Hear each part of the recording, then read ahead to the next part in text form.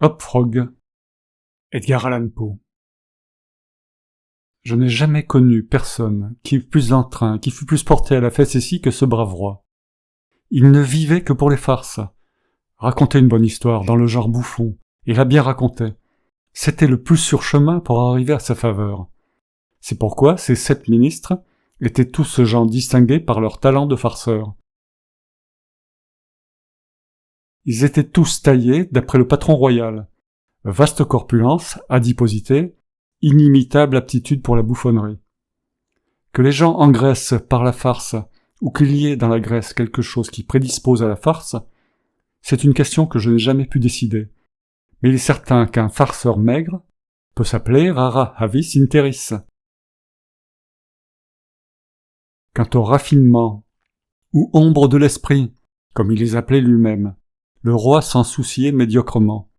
Il avait une admiration spéciale pour la largeur dans la facétie, et il la digérait même en longueur, pour l'amour d'elle. Les délicatesses l'ennuyaient. Il aurait préféré le Gargantua de Rabelais aux Zadig de Voltaire. Et par-dessus tout, les bouffonneries en action accommodaient son goût, bien mieux encore que les plaisanteries en paroles. À l'époque où se passe cette histoire, les bouffons de profession n'étaient pas tout à fait passés de mode à la cour.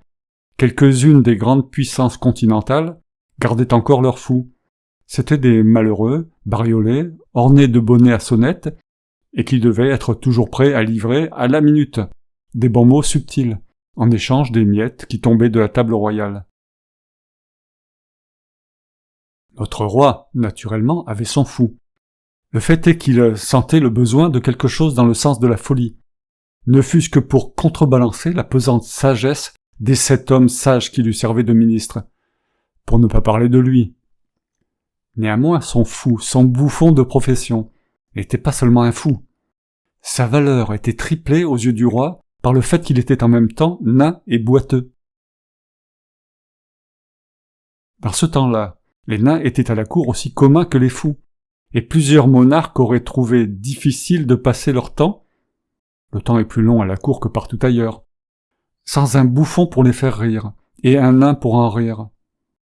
Mais comme je l'ai déjà remarqué, tous ces bouffons, dans 99 cas sur 100, sont gras, ronds et massifs, de sorte que c'était pour notre roi une ample source d'orgueil de posséder dans Hop Frog, c'était le nom du fou, un triple trésor en une seule personne. Je crois que le nom de Hop Frog n'était pas celui dont l'avaient baptisé ses parrains, mais qui lui avait été conféré par l'assentiment unanime des 7 ministres, en raison de son impuissance à marcher comme les autres hommes. Dans le fait, Hop Frog ne pouvait se mouvoir qu'avec une sorte d'allure interjectionnelle, quelque chose entre le saut et le tortillement, une espèce de mouvement qui était pour le roi une récréation perpétuelle et, naturellement, une jouissance, car nonobstant la proéminence de sa panse et une bouffissure constitutionnelle de la tête, le roi passait aux yeux de toute sa cour pour un fort bel homme. Mais, bien que Hop Frog, grâce à la distorsion de ses jambes, ne pût se mouvoir que très laborieusement dans un chemin ou sur un parquet, la prodigieuse puissance musculaire dont la nature avait doué ses bras, comme pour compenser l'imperfection de ses membres inférieurs, le rendait apte à accomplir maints traits d'une étonnante dextérité, quand il s'agissait d'arbres, de cordes ou de quoi que ce soit où l'on pût grimper. Dans ces exercices-là, il avait plutôt l'air d'un écureuil ou d'un petit singe que d'une grenouille. Je ne saurais dire précisément de quel pays Hop Frog était originaire. Il venait sans doute de quelque région barbare dont personne n'avait entendu parler, à une vaste distance de la cour de notre roi.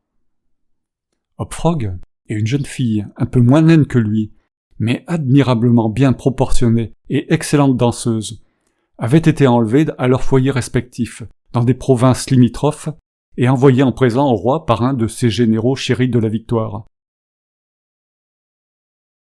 Dans de pareilles circonstances, il n'y avait rien d'étonnant à ce qu'une étroite intimité se fût établie entre les 2 petits captifs. En réalité, ils devinrent bien vite 2 amis jurés. Hop Frog, qui, bien qu'il se mît en grands frais de bouffonnerie, n'était nullement populaire, ne pouvait pas rendre à Tripette de grands services, Mais elle, en raison de sa grâce et de son exquise beauté, de naine, elle était universellement admirée et choyée. Elle possédait donc beaucoup d'influence, et ne manquait jamais d'en user, en toute occasion, au profit de son cher Hopfrog. Dans une grande occasion solennelle, je ne sais plus laquelle, le roi résolut de donner un bal masqué, et chaque fois qu'une mascarade ou toute autre fête de ce genre avait lieu à la cour, les talents de Hopfrog et de Trippet étaient à coup sûr mis en réquisition. Hopfrog, particulièrement, était si inventif en matière de décoration, de types nouveaux et de travestissement pour les bals masqués, qu'il semblait que rien ne pût se faire sans son assistance. La nuit marquée par la fête était arrivée. Une salle splendide avait été disposée, sous l'œil de Trippet, avec toute l'ingéniosité possible pour donner de l'éclat à une mascarade.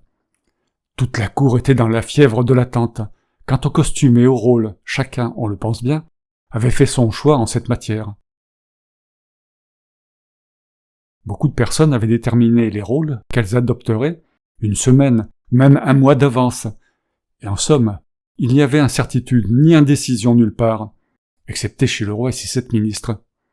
Pourquoi hésitait-il ? Je ne saurais le dire, à moins que ce ne fût encore une manière de farce. Plus vraisemblablement, il leur était difficile d'attraper leur idée, à cause qu'ils étaient si gros. Quoi qu'il en soit, le temps fuyait, et comme dernière ressource, ils envoyèrent chercher Trippetta et Hopfrog. Quand les 2 petits amis obéirent à l'ordre du roi, ils le trouvèrent prenant royalement le vin, avec les 7 membres de son conseil privé. Mais le monarque semblait de fort mauvaise humeur. Il savait que Hopfrog craignait le vin, car cette boisson excitait le pauvre boiteux jusqu'à la folie. Et la folie n'est pas une manière de sentir bien réjouissante. Mais le roi aimait ses propres charges et prenait plaisir à forcer Hopfrog à boire, et, suivant l'expression royale, à être gai. « Viens ici, Hopfrog, dit-il, comme le bouffon et son ami entraient dans la chambre. Avale-moi cette rasade à la santé de vos amis absents. » Ici, Hopfrog soupira. « Et sers-nous de ton imaginative.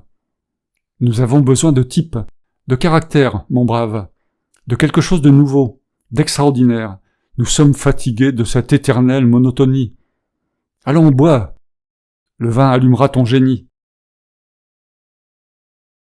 Hopfrog s'efforça, comme d'habitude, de répondre par un bon mot aux avances du roi.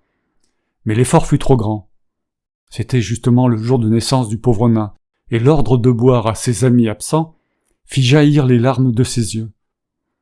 Quelques larges gouttes amères tombèrent dans la coupe pendant qu'il la recevait humblement de la main de son tyran. « Ha ha ha !» rugit ce dernier, comme le nain épuisait la coupe avec répugnance.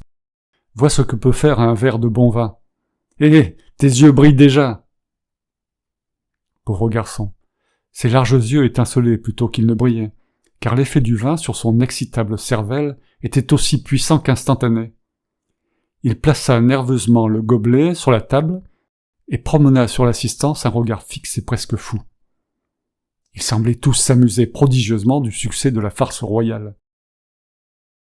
« Et maintenant, à l'ouvrage, dit le Premier ministre, un très gros homme. « Oui, dit le roi. Allons, Hopfrog, prête-nous ton assistance. Des types, mon beau garçon, des caractères. Nous avons besoin de caractères. Nous en avons tous besoin. Ha ha ha !» Et comme ceux-ci visaient sérieusement au bon mot, ils firent tous 7 chorus au rire royal. Hopfrog rit aussi, mais faiblement, et d'un rire distrait. « Allons, allons, dit le roi impatienté, est-ce que tu ne trouves rien ?»« Je tâche de trouver quelque chose de nouveau, » répéta le nain d'un air perdu, car il était tout à fait égaré par le vin. « Tu tâches » cria le tyran férocement. « Qu'entends-tu par ce mot ?»« Ah, je comprends, vous boudez, et il vous faut encore du vin. Tiens, avale ça !» Et il remplit une nouvelle coupe et la tendit toute pleine au boiteux, qui la regarda et respira comme essoufflé. « Bois, te dis-je, cria le monstre, ou par les démons. » Le nain hésitait. Le roi devint pourpre de rage. Les courtisans souriaient cruellement. Trippet, pâle comme un cadavre, s'avança jusqu'au siège du monarque, et, s'agenouillant devant lui, elle le supplia d'épargner son ami. Le tyran la regarda pendant quelques instants, évidemment stupéfait d'une pareille audace. Il semblait ne savoir que dire ni que faire, ni comment exprimer son indignation d'une manière suffisante. À la fin, sans prononcer une syllabe, il la repoussa violemment loin de lui, et lui jeta à la face le contenu de la coupe pleine jusqu'au bord. La pauvre petite se releva du mieux qu'elle put, et, n'osant pas même soupirer, elle reprit sa place au pied de la table. Il y eut pendant une demi-minute un silence de mort, pendant lequel on aurait entendu tomber une feuille, une plume. Ce silence fut interrompu par une espèce de grincement sourd, mais rauque et prolongé, qui sembla jaillir tout d'un coup de tous les coins de la chambre. « Pourquoi ? Pourquoi faites-vous ce bruit ?» demanda le roi, se retournant avec fureur vers le nain.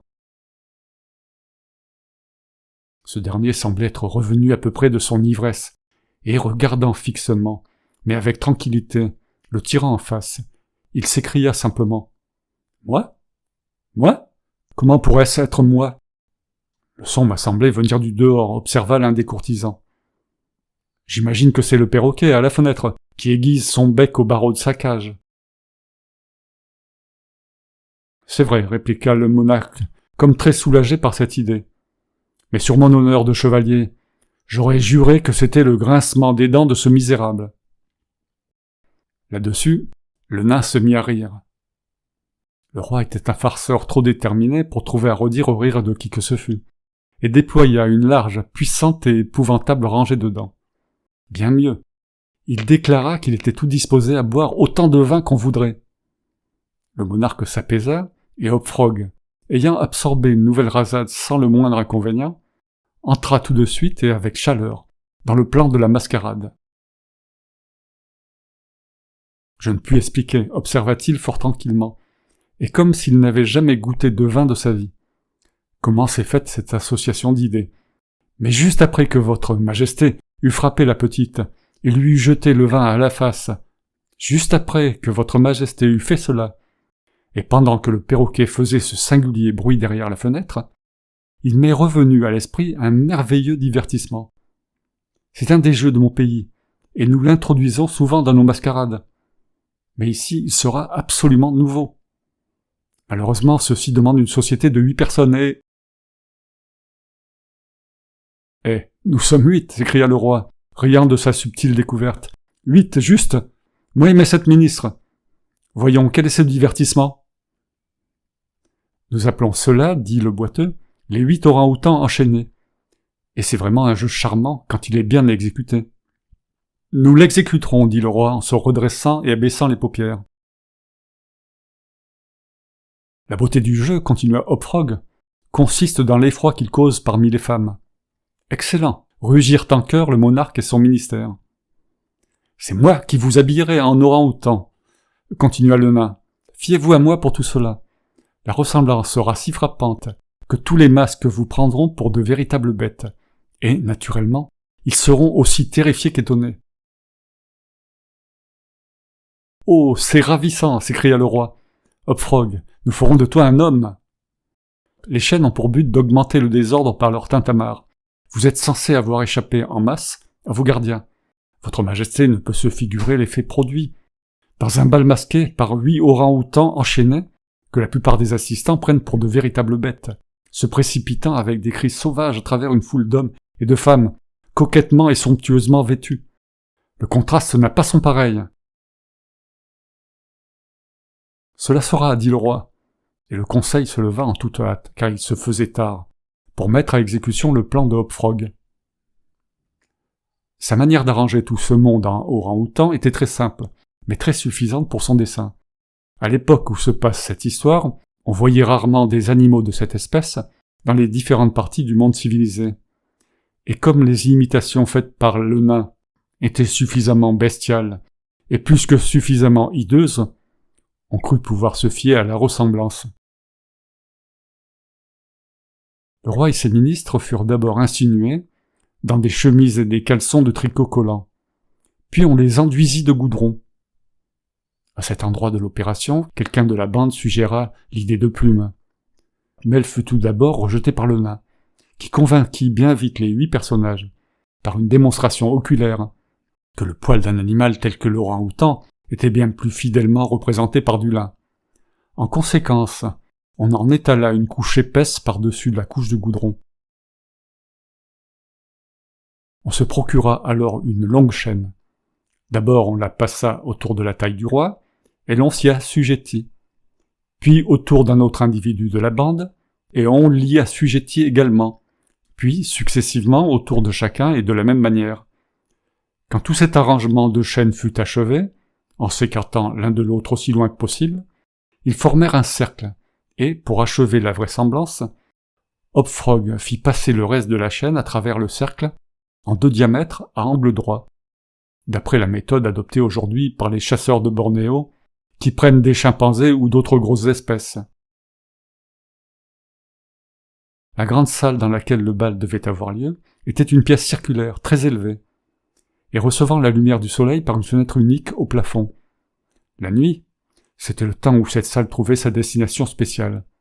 Elle était principalement éclairée par un vaste lustre, suspendu par une chaîne au centre du châssis, et qui s'élevait ou s'abaissait au moyen d'un contrepoids ordinaire. Mais pour ne pas nuire à l'élégance, ce dernier passait en dehors de la coupole et par-dessus le toit. La décoration de la salle avait été abandonnée à la surveillance de Trippette, mais dans quelques détails elle avait probablement été guidée par le calme jugement de son ami le nain. C'était d'après son conseil que pour cette occasion, le lustre avait été enlevé. L'écoulement de la cire qu'il eût été impossible d'empêcher dans une atmosphère aussi chaude aurait causé un sérieux dommage aux riches toilettes des invités, qui, vu l'encombrement de la salle, n'auraient pas pu tous éviter le centre, c'est-à-dire la région du lustre. De nouveaux candélabres furent ajustés dans différentes parties de la salle, hors de l'espace rempli par la foule, et un flambeau, d'où s'échappait un parfum agréable, fut placé dans la main droite de chacune des cariatides qui s'élevaient contre le mur, au nombre de 50 ou 60 en tout. Les 8 orang-outans, prenant conseil de Hopfrog, attendirent patiemment, pour faire leur entrée, que la salle fût complètement remplie de masques, c'est-à-dire jusqu'à minuit. Mais l'horloge avait à peine cessé de sonner, qu'ils se précipitèrent, ou plutôt qu'ils roulèrent tous en masse, car empêchés comme ils étaient dans leur chaîne. Quelques-uns tombèrent et tous trébuchèrent en entrant. La sensation parmi les masques fut prodigieuse et remplit de joie le cœur du roi. Comme on s'y attendait, le nombre des invités fut grand, qui supposèrent que ces êtres de mine féroce étaient de véritables bêtes d'une certaine espèce, sinon précisément des orang-outans. Plusieurs femmes s'évanouirent de frayeur, et si le roi n'avait pas pris la précaution d'interdire toutes les armes, lui et sa bande auraient pu payer leurs plaisanteries de leur sang.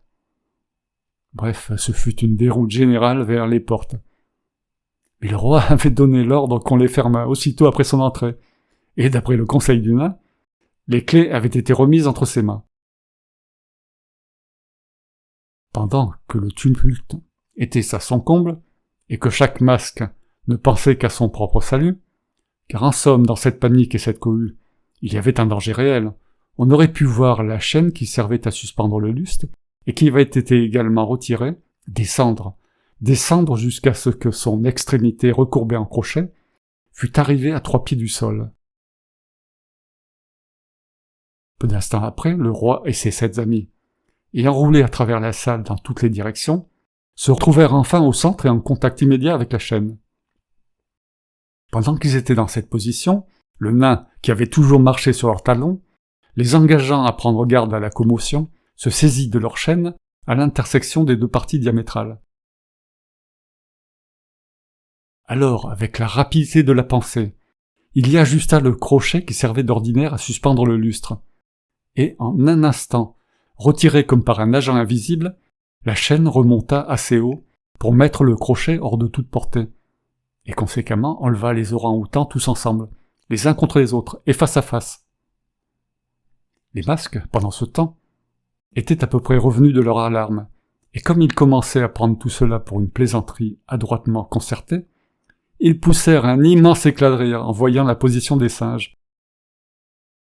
« Gardez-les-moi » cria alors Hopfrog, et sa voix perçante se faisait entendre à travers le tumulte. « Gardez-les-moi, Je crois que je les connais, moi. Si je peux seulement les bien voir, moi je vous dirai tout de suite qui ils sont. » Alors, chevauchant des pieds et des mains sur les têtes de la foule, il manœuvra de manière à atteindre le mur, puis arrachant un flambeau à l'une des cariatides, il retourna, comme il était venu, vers le centre de la salle, bondit avec l'agilité d'un singe sur la tête du roi, et grimpa de quelques pieds après la chaîne, abaissant la torche pour examiner le groupe des orang-outans, et criant toujours « Je découvrirai bien vite qui ils sont !» Et alors, pendant que toute l'assemblée, y compris les singes, se tordait de rire, le bouffon poussa soudainement un sifflement aigu. La chaîne remonta vivement de 30 pieds environ, tirant avec elle les orang-outans terrifiés, qui se débattaient, et les laissant suspendus en l'air entre le châssis et le plancher. Hop-Frog, cramponné à la chaîne, était remonté avec elle, et gardait toujours sa position relativement aux 8 masques, rabattant toujours sa torche vers eux, comme s'il s'efforçait de découvrir qui ils pouvaient être. Toute l'assistance fut tellement stupéfiée par cette ascension qu'il en résulta un silence profond, d'1 minute environ. Mais il fut interrompu par un bruit sourd, une espèce de grincement rauque, comme celui qui avait déjà attiré l'attention du roi et de ses conseillers, quand celui-ci avait jeté le vin à la face de Tripette. Mais dans le cas présent, il n'y avait pas lieu de chercher d'où partait le bruit.